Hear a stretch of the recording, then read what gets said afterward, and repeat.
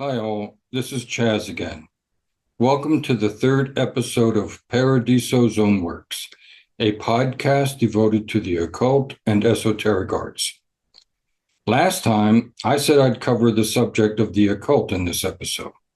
This will probably not be the only episode in which I discuss the occult, but tonight I'll take a different approach than the ones you'll see in much of the quote-unquote professional literature on the subject. In later episodes, I'll begin to take more of a practitioner's approach to the topic. As in the two preceding episodes, I'll rely on personal, confessional anecdotes to power the discussion.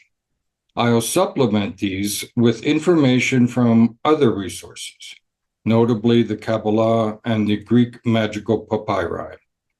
This confessional approach, also known as emic understanding, as the philosophy of language folks call it, can help unseal the crux of what I think is the secret virtue and power of the occult sciences. Occult praxis is personally empowering. The occult reveals pathways that we can follow to sacralize our historical selves. Those selves living linearly from birth to death, socially and genetically conditioned, often listed as a number among numbers. At the same time, through the occult, we gain access to sources of spiritual growth beyond the mundane. We see into a world outside what we normally conceive of as normal, and the sensory world we assume is ultimate and without an opposite. Of course, the normal world is not to be denigrated. Understanding the two is seeing the mundane to be like the world of Newtonian physics. In this world, you can drive cars, fly airplanes, develop AI. The occult is like the world of Einsteinian physics. In that world, you can fly to the stars. I hope you'll see a lot in what I say about myself, which reflects your own occult reality, even if you don't think of it as that at this time. I didn't when I was going through them. It was life happening. And all of a sudden, the incredibly powerful, sublime, or daimonic intruded themselves into the mundane. And I was left to try and synthesize their reality and meaning into my existence. The occult sciences accomplish, I believe, what many spiritual practices promise. They help us disentangle the threads of fate and bestow the gift to truly transcend destiny. Through the occult, we can acquire the keys of personal and spiritual regeneration and incarnation across multiple lives. But let's start tonight's episode in earnest. The great historian of Kabbalah and Hasidism, Moshe Idel, writes that one of the motivating factors of Kabbalistic praxis is the desire to produce and experience profoundly magical and mystical events, what the great Theurgus the Iamblichus called the miraculous. From deep weeping to sleeping in graveyards, to chanting abstract sets of Hebrew letter combinations, Kabbalists try to produce in their own consciousness the same mantic states of consciousness that the Hebrew prophets describe in Holy Scripture. In the words of Psalm 119, for many Kabbalists, the objective is to have God take the veil from my eyes that I may see the marvels that spring from thy law. In true theurgic fashion, Kabbalists want to cleanse themselves of all personal and social impediments so they can encounter and interact with holy beings emanating from the divine mind. By doing so, they wish to experience the wonders of the divine presence in and above reality. With these rather simplistic remarks as backdrop, in the following minutes, I'll describe for you several extraordinary incidents I personally came into contact with. To me, these incidents resemble having the veil ripped from my eyes to see the majesty as well as the terror, the mysterium tremendum et fascinans of transcendent realities. For many years of my life, during all my travels and misadventures, I lived in a state of divine rapture, the rapture of the muses, as Plato called it. The occult episodes that ensued upon my attempts to capture the muses' song, whether word, drug, or divinely induced, carried me farther and farther into successive worlds of divine and demonic realities. My primary interest at all times was writing poetry. I was trying to fit the occult into my search for an overarching worldview that could supplement my poetic vision. Much like Dante and Thomas Aquinas, and Lucretius and Democritus and Epicurus, Ginsberg had Tibetan Buddhism, Burroughs rogue Scientology and witchcraft. Since I was 16, I lived a very reclusive lifestyle, intensely determined to capture in words what I felt was beyond words. In many ways, this led my mind up to heaven, but my body more along the tracks of hell. I quit my first and second stints in college before graduating, barely passing. I alternated between working construction with my family, drinking heavily, and hitchhiking across the country. While working construction in East Hampton one year, after a weekend of drinking, I experienced one of the defining moments of my personal, spiritual, and occult life. After a night at the bar, I ended up at someone's house, blacking in and out of consciousness. During a moment of lucidity, I suddenly found myself being strangled by the man who had dragged me home. Somehow, while that happened, I lost awareness of my body. Suddenly, I found myself before a startlingly vivid ocean vista stretching into infinity. I don't know whether I was in a disembodied state because of the strangling, or I just hallucinated it, but it seemed realer than real. The vision before me was an immense oceanic panorama, reeking of death and desolation. There is the Dead Sea, but this was the Dead Sea. A malevolent entity hovered above the complete and absolute cosmic decay and ruin of what seemed concrete waves. This being brooded over those stagnant and dead waters like a satanic travesty of the biblical creation. But the desolation was not corporeal, it was spiritual in nature, and it called me to what I imagined was complete and utter eradication.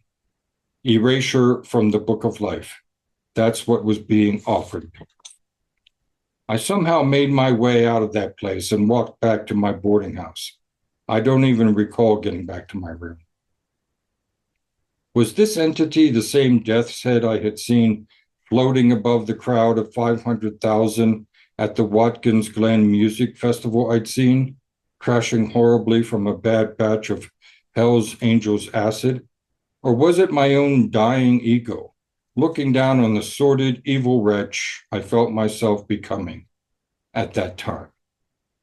I later told people that the incident felt like reaching the end of a downward spiral, along which I could no longer descend.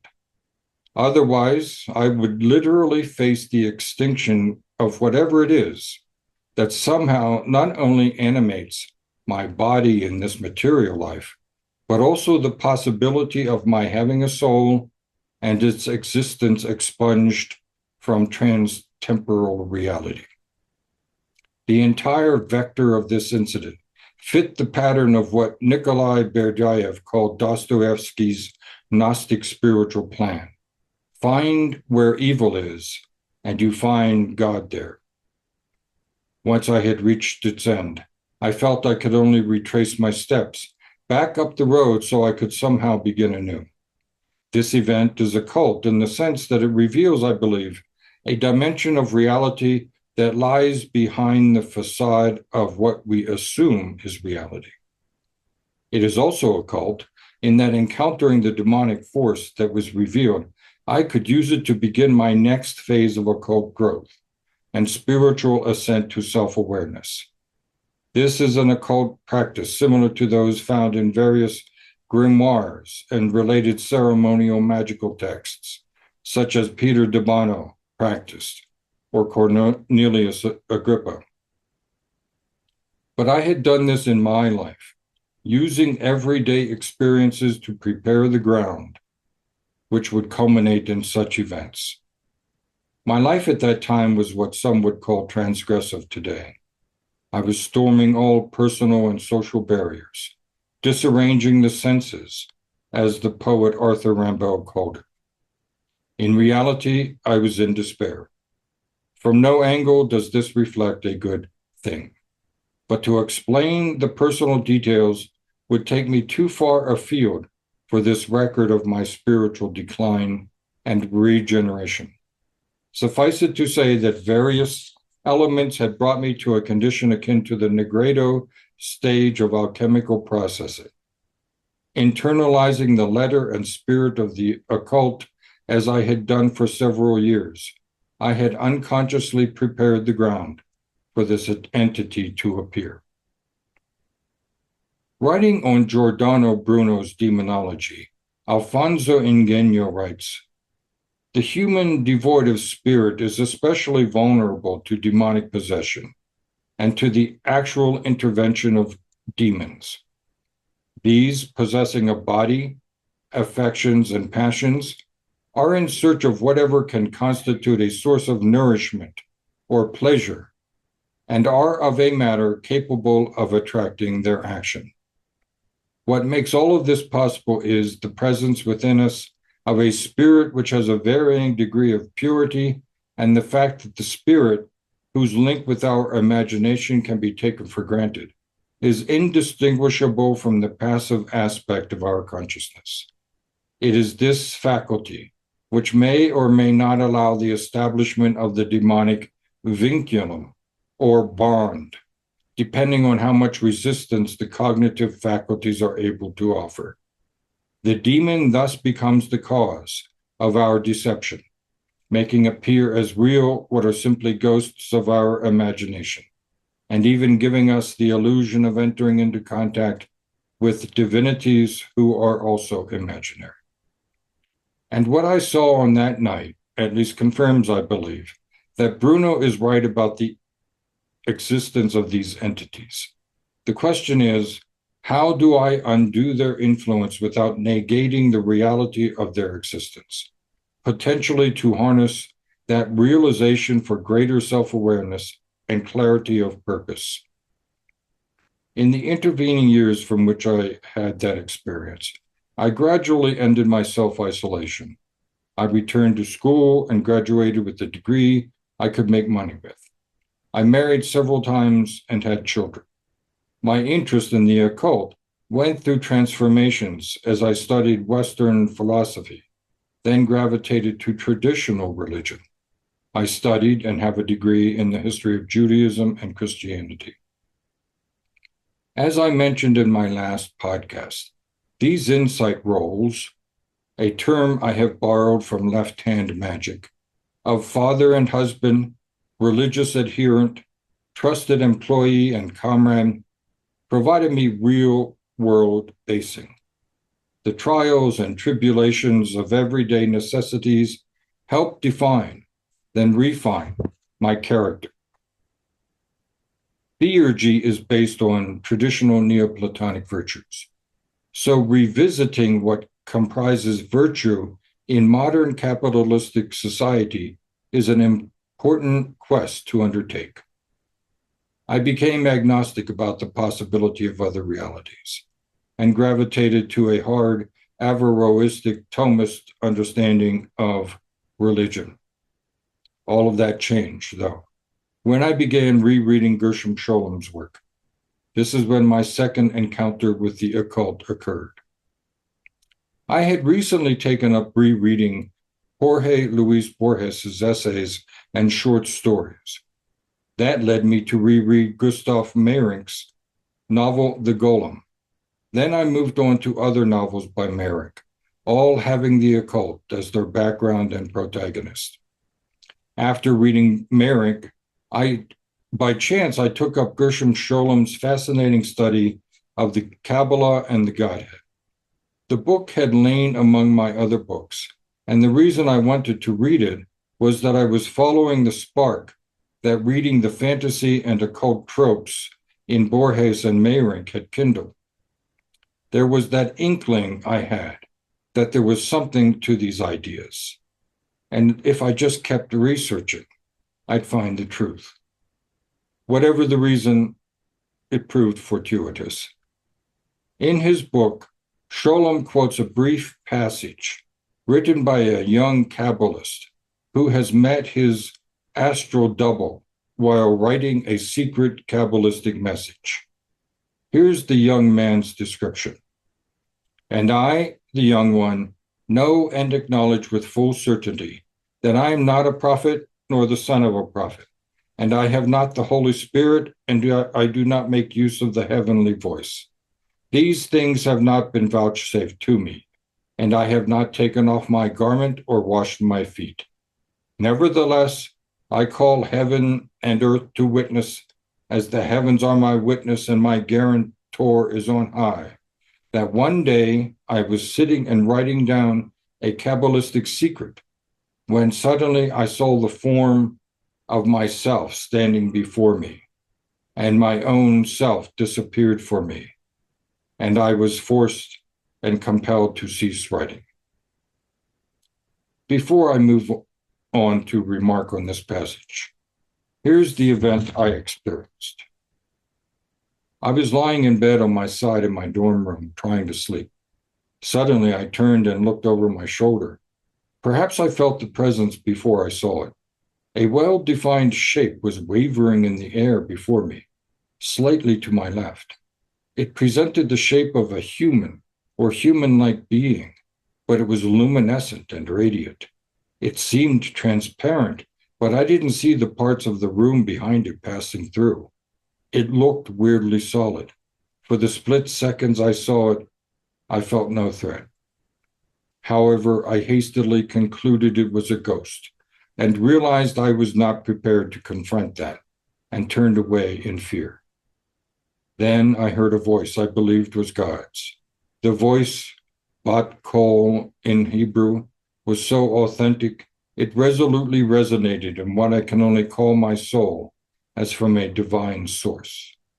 It told me a secret I cannot divulge, but which I must bear with me until I die.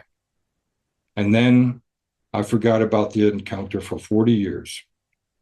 But after reading a young Kabbalist's account, that memory, which had lain buried for 40 years under the spiritual and corporeal loss and disarray of my life, suddenly sparked alive. The realization shook me to the core. It was a profound revelation to have a memory from 40 years ago, suddenly exhumed and linked to a similar incident written over 500 years ago. That young Kabbalist's story was my story. I knew exactly what he was saying, and that his words unearthed a memory I had buried from when I was 20 years old made it even more powerful. This passage and my memory were extremely important to me at the time. It started me on my road of recent occult praxis and recovery. It sparked a years-long search for what the entity I saw could have been. Scholem said in Hebrew, it's called a selem. I am convinced that the entity was real. I mean real, not a figment of my imagination or a hallucination. It was just as real as a table or a spoon, but its presence was transcendent. I pursued the leads left in Scholem's footnotes and quickly found myself head deep in the study of Neoplatonism, Hermetism, Iamblichus, and Agrippa. Along the way, I canceled my subscription to the Christian religion of any denomination, became a devotee of the Chaldean oracles and the Chaldean Hecate, and self-initiated as a theurgist. Now I celebrate the theurgic liturgy and its lunar cycle of celebrations.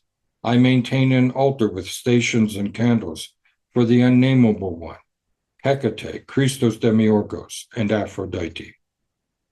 What I consider the third occult event that happened to me is the following. This event was drug-induced. It occurred on Amtrak's Broadway Limited on my trip back east to visit my family at Christmas. I struck up a conversation with a hippie who was in the company of two friends. He said he was from Montana and was traveling to New York to check himself into the Bellevue Mental Institution. He cooked LSD and had been taking it for a long time. I didn't get the impression that he was insane, however. He gave me a hit of the acid he said he'd made and been taking for months.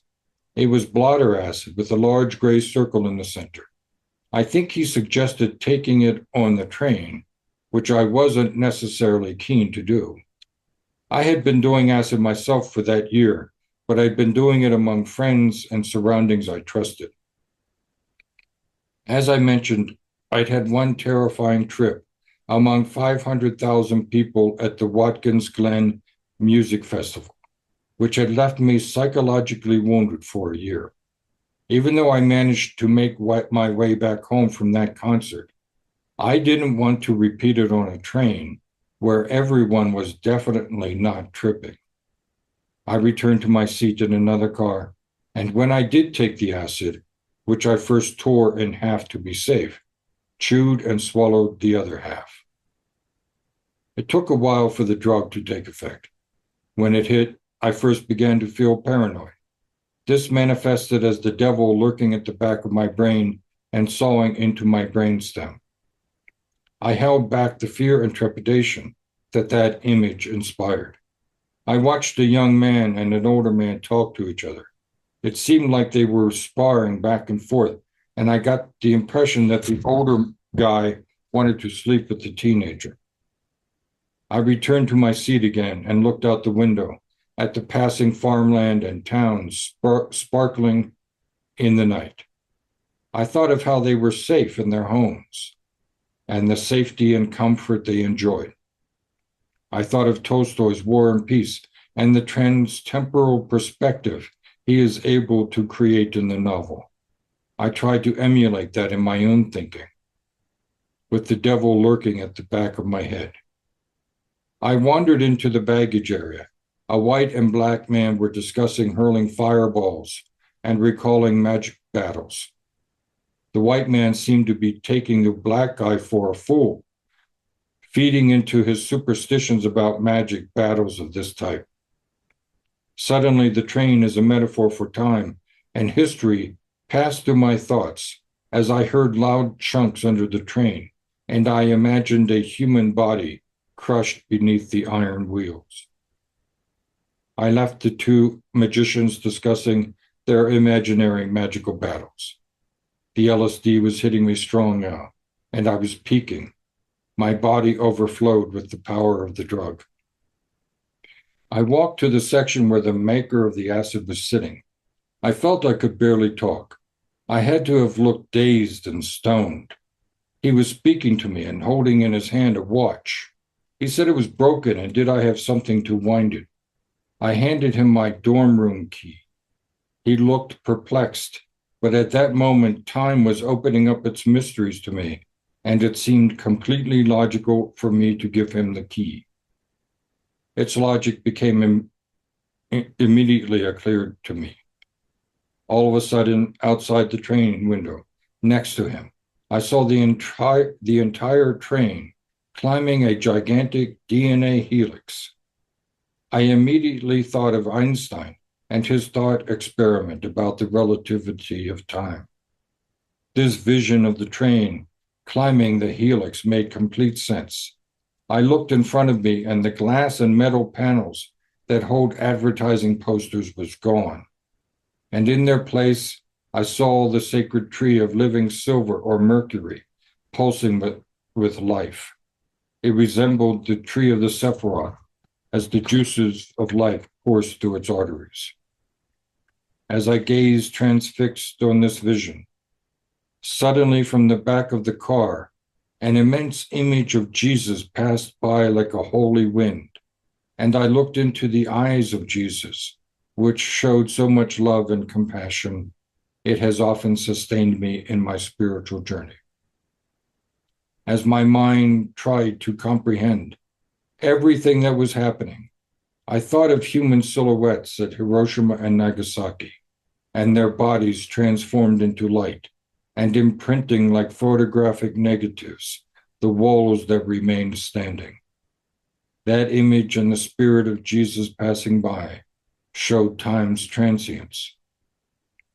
These images were succeeded by the thought that behind me was a giant movie projector, and the images being displayed to my mind's eye were somehow part of a mysterious movie.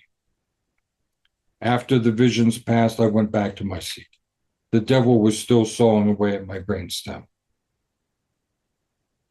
I began this episode proposing to present 3 personal experiences that I believe exhibit elements of the occult.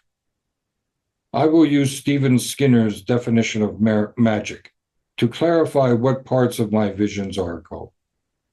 The occult and magic are inextricably bound up, I believe, so it's not too hard to see how one can clarify the other.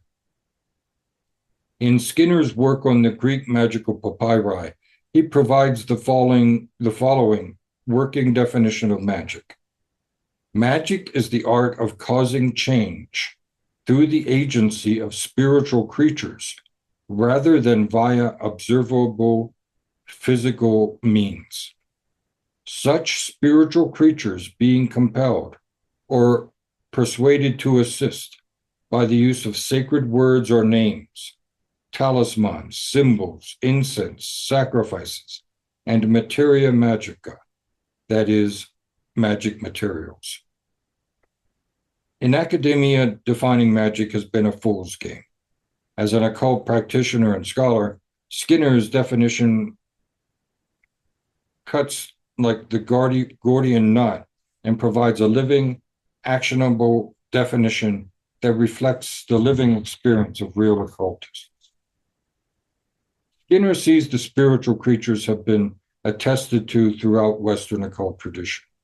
These entities may go by different names, and they may be described differently, often tinged with the practitioner's personality, but their existence has been tested and verified by thousands of years of human experience. I did not use any accepted rites or rituals to invoke the entities I encountered.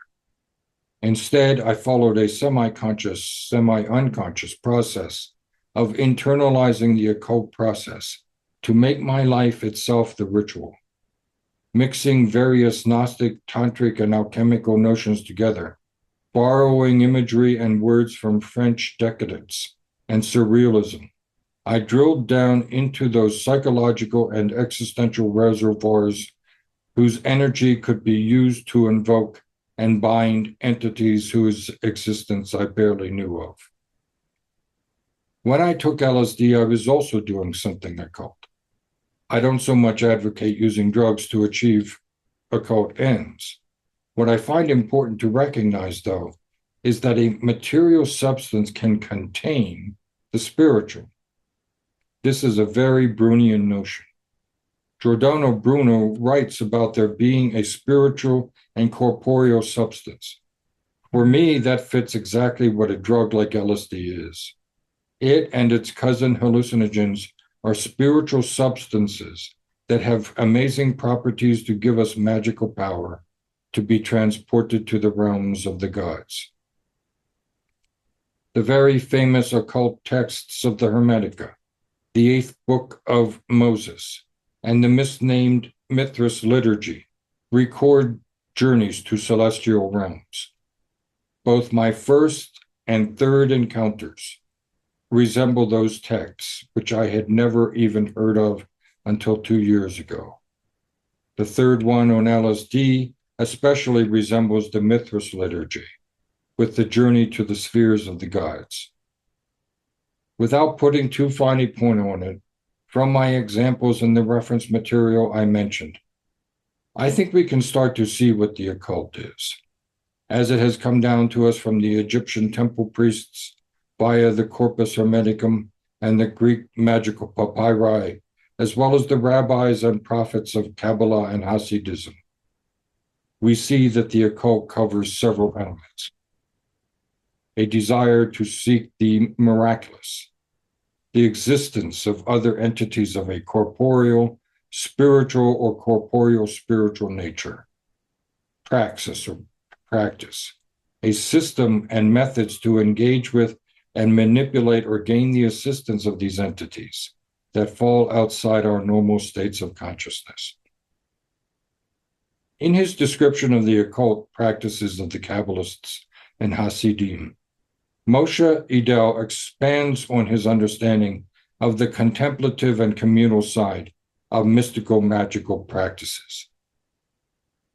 Quote, the quintessence of the mystical magical model in Hasidism can be defined as the sequence of an inner mystical experience that consists of a cleaving to God, often preceded by a self-induced feeling of nothingness. That is, an expansion of consciousness, and the subsequent return to this world and drawing down into it the divine energy by performing the ritual, and then distributing that energy to others. The two main phases of this model are induced actively by the mystic. There is no unexpected mystical union or free retribution through the agency of divine grace, unquote. The Hasidic and Kabbalistic mystical magical traditions have practices that empower practitioners to bring the divine down to us, as Idel writes elsewhere. But it is important to see the way that the mystical magical, what I think can also be called the occult, can play a social and communal role. Were such a thing attempted in our society, we could take more of the occult out of the shadows. The Kabbalistic and Hasidic communities that Idel explores are homogeneous and socially coherent societies. Their ability to accept the behavior of people intent on experiencing other states of consciousness using traditional prayer and ritual activities seems vastly different than the occult practices in grimoires. And surely they are vastly different than those of the witch devising spells by way of masturbation. And they are vastly different than my ad hoc attempt to walk backwards into an occult event, like the first one I described. The second event was a gift from the gods, though the message I received was profound and dark. My trip on LSD was more straightforward and more spiritually energizing. It's often dangerous and illusionary to find false similarities. As Wittgenstein reminded us, the meaning is often in the differences. But as different as these events are, which I've described, I think they exhibit a character which, for better or for worse, I will call the occult. This episode set out to explore what the occult is by my description of various experiences that I believe are occult. Using Skinner's definition, this makes sense because his own occult practice involves manifesting and controlling spiritual creatures. Above and beyond my understanding of Dostoevsky's that if I prove evil exists, then I prove that God exists, my experience showed that other entities in addition to God exist, and one can celebrate them and magically induce them to better our lives. As I argued in the second episode of this podcast, I believe that the current Western religious and secular beliefs are, to be brutally honest, corrupt. I'm willing to accord them respect for what they tried to do and the often praiseworthy sincerity and authenticity of adherents. But the leadership is either too often trying to be liberally relevant or running off the rails into fanaticism or alignments with fascist mindsets. Apart from their social aspects, however, they no longer give us tools or thoughts to tap into the immense strangeness of the world and to explore those avenues for self-awareness and heightened spiritual consciousness. Only in some pockets of the traditional religions can we still find powerful practices that call into being the presence of immense powers and transcendent realities.